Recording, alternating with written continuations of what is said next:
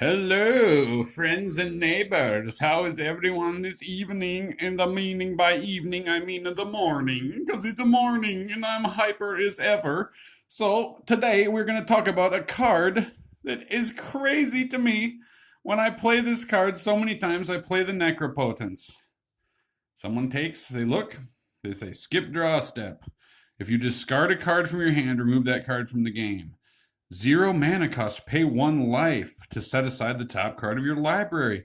At the beginning of your next discard phase, put that card into your hand. Effects that prevent or redirect damage cannot be used to counter this loss of life.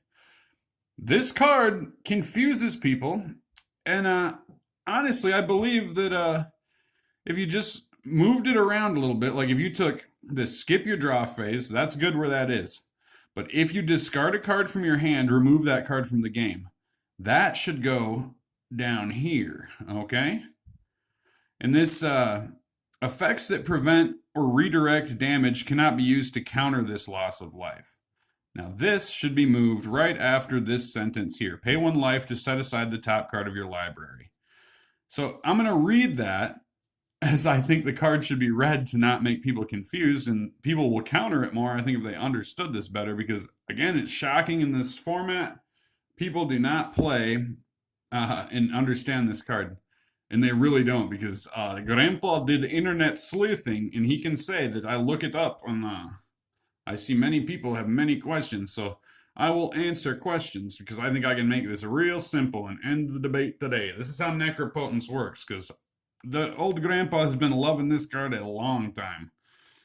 And it went into obscurity, into the ban world.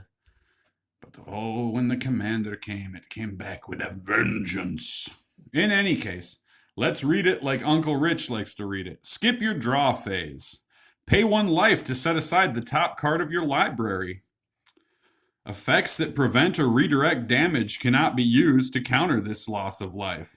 At the beginning of your next discard phase, your end step, the end, put that card into your hand. Put those cards, all cards exiled this way, into your hand. That's what that means. At the beginning of your next discard phase, put all cards exiled this way into your hand. And then the last part of the card should be, if you discard a card from your hand, remove that card from the game. So again, skip your draw phase.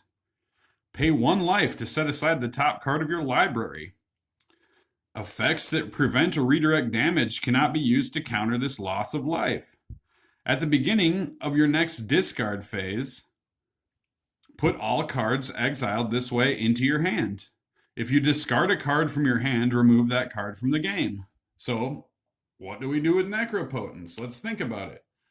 Let's say we cast necropotence on turn 1. We're doing a real fancy stuff here. So necropotence on turn 1. Boom. Dark Rituals played by our 1 black. We play necropotence. Skip our draw phase.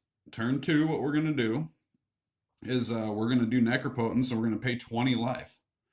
So we don't draw 20 cards into our hand. We exile the top 20 cards of our library. And I have these upright just for the sake, because my deck is over here. So 1, 2, 3, 4, 5, 6, 7, 8, 9, 10, 11, 12, 13, 14, 15, 27.